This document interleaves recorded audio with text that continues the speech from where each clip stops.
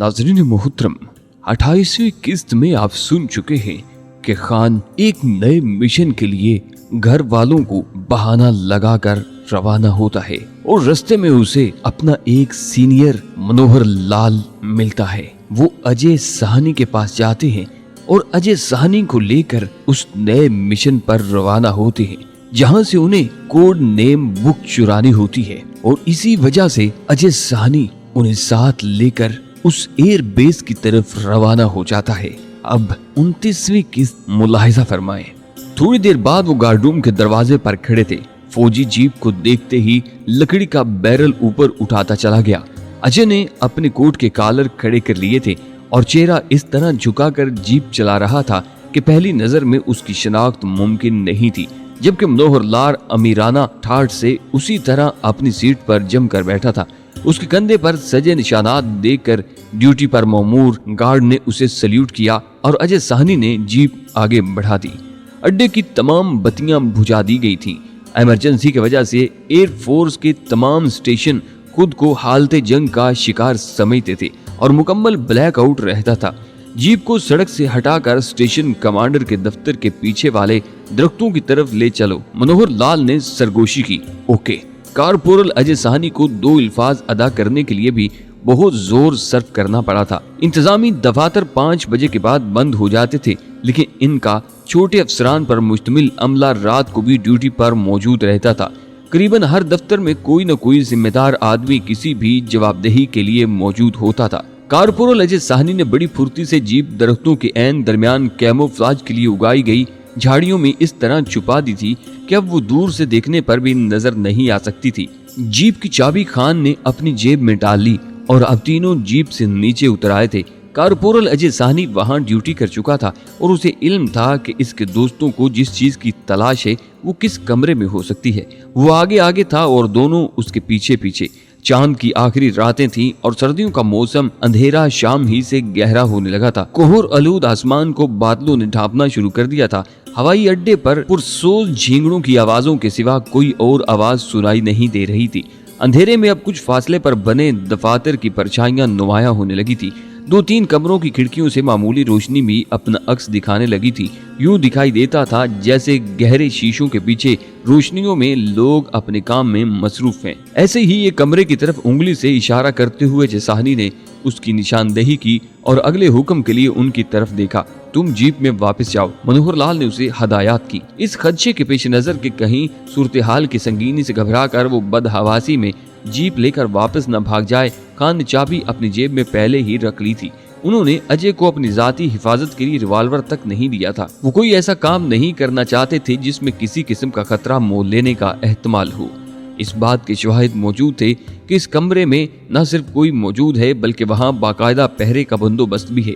दोनों ने एक दूसरे की तरफ देखा और आंखों ही आंखों में पेश आइंदा हालात से निपटने के लिए हिकमत अमली तय कर ली। खान ने झुककर प्रकाश के कान में सरगोशी की और तन कर खड़ा हो गया। प्रकाश ने उसके कंधे पर थपकी दी और दबे कदमों लेकिन बज़ाहिर लापरवाही से उस कमरे की तरफ चल दिए। दोनों ने इस बात की हर मुमकिन कोशिश की थी कि कमरे में दाखिल होने तक उनका टकराव किसी ड्यूटी गार्ड से न हो और वो अपने मकसद में कामयाब रहे। कमरे का दरवाजा गो के खान ने बहुत आहिस्तगी से खोला था, लेकिन उसका दूसरा हाथ जेब में मौजूद पिस्तौल के दस्ते पर मजबूती से जमा हुआ था। दरवाजा खोलने पर उसकी नजर सामने बैठे 2 होंकलों के चेहरों पर पड़ी जो उनकी अचानक आमद से बौखला गए थे। I am squadron leader Prakash Mehra. प्रकाश ने बारोब आवाज में उन्हें मुखातिब किया। ऑन स्पेशल ड्यूटी उसके मुंह से निकला और दोनों के हाथ सल्यूट के लिए टोपियों को छूने लगे। मैं हेडक्वार्टर से आ रहा हूँ। हमें एक रिपोर्ट पर खुसूसी चेकिंग करनी है। तुम दोनों बिल्कुल मुतमईन अपने काम में मसरूफ रहो, लेकिन खबरदार आध घंटे तक किसी को भी बेस पर हमारी आमद का इल्म नहीं होना चाहिए। Okay sir. दोनों को यकीन हो गया था कि ये एयरफोर्स इंटेलिजेंस के अफसर हैं। You sergeant डमला। खान ने उसके खामोश होने पर बाएं हाथ की उंगली से कोने वाली मेज पर बैठे सार्जेंट को मुखातिब किया, जिसके नाम की तख्ती उसकी जेब पर चमक रही थी। फाइल नंबर 12X निकालो। जैसे ही खान के मुंह से ये अल्फाज निकले, सार्जेंट यूं उछल कर खड़ा हो गया जैसे उसका हाथ बिजली के नंगे तारों को छू गया हो। सर, वो हकलाया, हमें सिवाय स्टेशन कमांडर के और किसी को फाइल नंबर 12X दिखाने की इजाजत नहीं। अबे गधे के बच्चे, तुम स्टेशन कमांडर को तभी दिखाओगे जब फाइल में कागजात मौजूद होंगे। हमारी रिपोर्ट के मुताबिक तुम दोनों ने वो फाइल यहाँ से थोड़ी देर के लिए गायब करा दी है और अब उसी की वापसी के मुंतजिर हो, लेकिन मुतमिन रहो, बाहर आर्मूर ने घेरा डाला हुआ है और कोई बचकर अंदर नहीं आ सकता। प्रकाश ने उसे घूरते हुए अल्फाज चबा चबा कर इस तरह कहे कि दोनों को पांव तलों से जमीन सिरक गई। उन्हें सिवाय अपनी बेगुनाही साबित करने की और कोई चारा कार न था। सर, ये हमारे खिलाफ किसी ने झूठी रिपोर्ट दी है, बिल्कुल गलत। अच्छा, ज्यादा बहस न करो और फाइल निकालो, खान गुर्राया। सार्जेंट डमला ने अपना दराज खोलकर चाबियों का एक गुच्छा निकाला और दाएं कोने में रख के सेफ की तरफ बढ़ा। उसकी चाल से उसकी घबराहट आया थी। सार्जेंट डमला के दूसरे साथी की हालत भी उससे मुख्तलिफ नहीं थी। कपकपाते हाथों से उसने मतलूबा फाइल निकालकर स्क्वाड्रन लीडर प्रकाश मेहरा को थमा दी। स्क्वाड्रन लीडर प्रकाश मेहरा ने एक ताहिराना नजर फाइल पर दौड़ाई और दूसरे हिला में दोनों की जेबों से रिवाल्वर निकल आए। खान वाले रिवाल्वर पर साइलेंसर चढ़ा था, लेकिन प्रकाश वाले पर नहीं था। तो हमारा शक दुरुस्त निकला। मैं तुम दोनों को गिरफ्तार करके स्टेशन कमांडर के पास ले जा रहा हूँ। हैंड्स अप, प्रकाश को रहा। सर ये गलत है, दुर्गा माँ की कसम मुझे इसका इल्म नहीं। सार्जेंट का साथी गिड़गिड़ाया। तुमने जो कुछ बकना है इंक्वायरी में बकना, खान ने उन्हें गाली देते हुए कहा। दोनों ने सहम कर हाथ उठा दिए। अपने मुंह दीवार की तरफ करके खड़े हो जाओ। उन्हें अगला हुक्म मौसूल हुआ। अभी मुंह दीवार की तरफ करके खड़े हुए उन्हें एक आध मिनट ही गुजरा था जब दोनों के सरों पर कयामत टूट पड़ी। पिस्तौल के दस्ते दोनों के सर के नाजुक हिस्सों पर लगे और वो बगैर आवाज निकाले जमीन बोस हो गए। फाइल को खान ने अपनी वर्दी के अंदर अच्छी तरह महफूज कर लिया था। दोनों इसी तरह दबे कदमों बाहर आए। दमे रुखसत खान ने कमरे में मौजूद टेलीफोन का प्लग निकाल दिया था। कारपोरल ने उन्हें दूर ही से आते पहचान लिया था। तीनों थोड़ी देर बाद उसी पोजीशन में आ गए थे। इस मर्तबा दोनों अफसरान ने अपने हाथ पिस्तौलों के दस्तों पर जमाए हुए थे। जीप की लाइट्स ऑफ थीं। सिर्फ इस मध्यम से रोशनी के सहारे जो रास्ते की रहनुमाई के लिए जलाई गई थी, वो इसी तरह गार्ड रूम तक आ गए। बैरल पर मौजूद गार्ड ने टार्च की रोशनी उनकी तरफ फेंकी। अजय साहनी ने टोपी इतनी झुकाई हुई थी कि उसका चेहरा दिखाई पड़ने का सवाल ही पैदा नहीं होता था। रोशनी में अफसरान की शक्ल देखते ही उसने सल्यूट मारा और अजय साहनी ने एक्सीलेटर पर पांव दबा दिया। जीप आंधी की तरह उड़ी चली जा रही थी। उसी वीराने में पहुंचकर जहां से दोनों सवार हुए थे, उन्होंने अपनी वर्दियां और जीप की नंबर प्लेट से निजात हासिल की। थैंक यू फ्रेंड, प्रकाश ने गर्मजोशी से मुसाफा करते हुए एक और लफाफा उसकी तरफ बढ़ा दिया। अच्छा भैया, अब शायद तुमसे यूरोप ही के किसी मुल्क में मुलाकात हो। मैं तो अपना पीरियड मुकम्मल कर चुका हूँ। कल ये लोग मुझे जर्मनी पहुंचा देंगे। फिर एच खान भी उससे बाकायदा बगलगीर हो गया। उसने कुछ इस तरह अजय साहनी से बात की थी कि साहनी तड़प कर ही तो रह गया था। उसके दिल में यूरोप जाकर ऐशो इशरत की जिंदगी गुजारने की ख्वाहिश पहले से दो चंद हो गई थी। बड़ी फुर्ती से जीप का बोनट उठाकर प्रकाश ने उसके डायनमो में मामूली सी खराबी पैदा कर दी थी।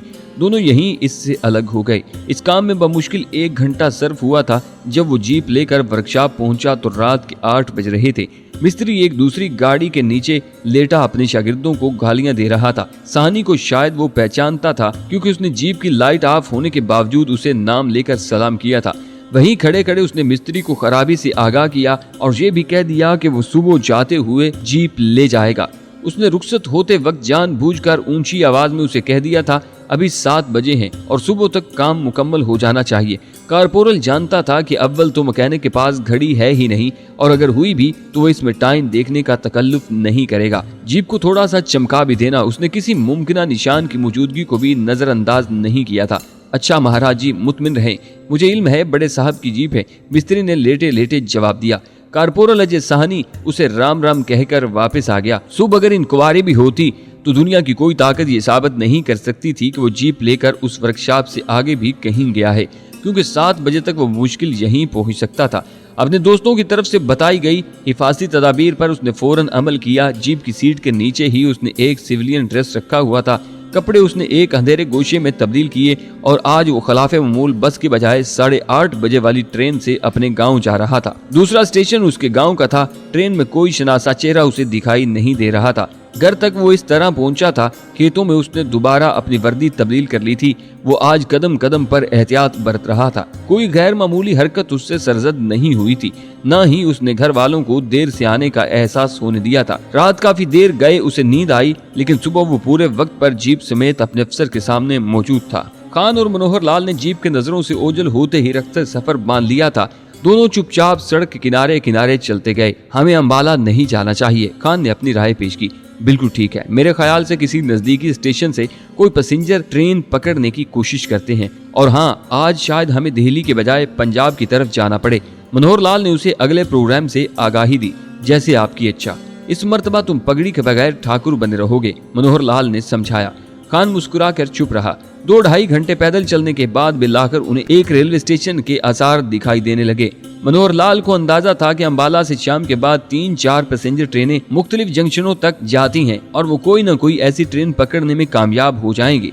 खान के लिए खुशगवार हैरत बाहिस इत्मीनान थी कि इस लाइन पर आने वाले बहुत से रेलवे स्टेशन और इनके गिरदो नवा आबाद देहातों के नाम मनोहर लाल को अजबर थे। उसने खान को दूर ही से स्टेशन की तरफ इशारा करते हुए स्टेशन का नाम और अब तक उसके रास्ते में आने वाले देहातों के नाम भी बता दिए थे और एक कवर स्टोरी भी समझा दी थी जो इसने किसी के इस्तफसार करने पर सुनानी थी।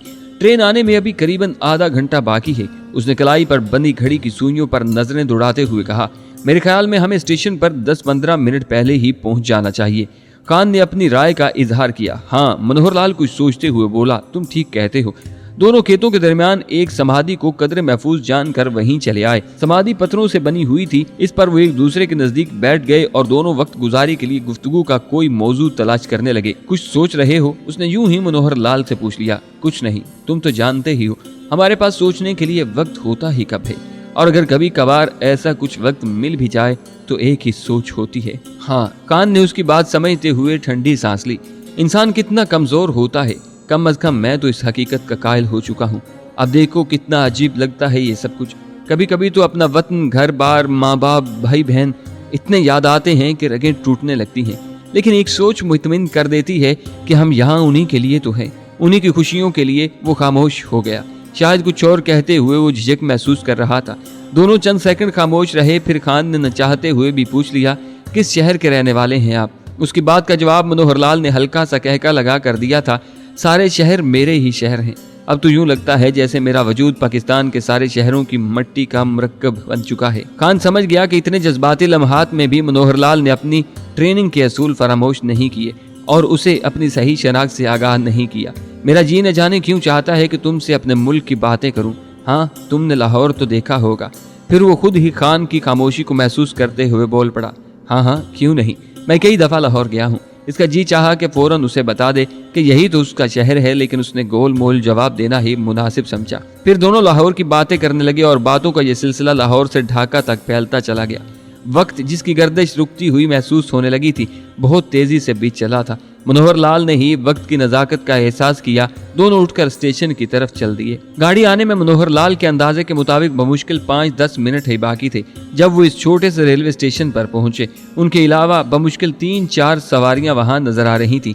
स्टेशन के वाहिद प्लेटफार्म की दीवार से लगे हुए लोहे के ठंडे बेंचों पर 3-4 आदमी सर्दी में कपकपाते चादरें ओढ़े बैठे थे। प्लेटफार्म पर बनी टीन की चादरों में से जर्द बल्बों की रोशनियां वहां कपकपाते हुए अपने होने का जबरदस्ती एहसास दिला रही थी। टिकट बाबू वाली खिड़की में ऐसे ही जर्द बल्ब की रोशनी में एक मरियल सा चेहरा उन्हें दिखाई दिया, जिसने दोनों हाथ कोयलों वाली अंगीठी पर रखे हुए थे। मैं टिकट ले आऊं, मनोहर लाल ने उसे वहां रुकने को कहा और खुद आगे बढ़ गया। खान उससे कुछ फासले पर ही रुक गया। उसने अपना मुंह टिकट बाबू की खिड़की की तरफ ही कर लिया था। वो इन लोगों के नजदीक जाना नहीं चाहता था। मनोहर लाल ने एक करीबी स्टेशन का नाम लेते हुए टिकट बाबू को 2 आला दर्जे के टिकट देने के लिए कहा और जेब में पैसे निकालने के लिए हाथ डाला। जैसे ही वो टिकट खरीद कर वापस पलटा, अचानक सिनसिनी से उसके बदन में तेजी से दौड़ गई। हैंड्स अप, कोई ललकारा और एक पिस्तौल की ठंडी नाल उसकी गर्दन से चिपक गई। मनोहर लाल को अपना खून रगों में जमता हुआ महसूस होने लगा था।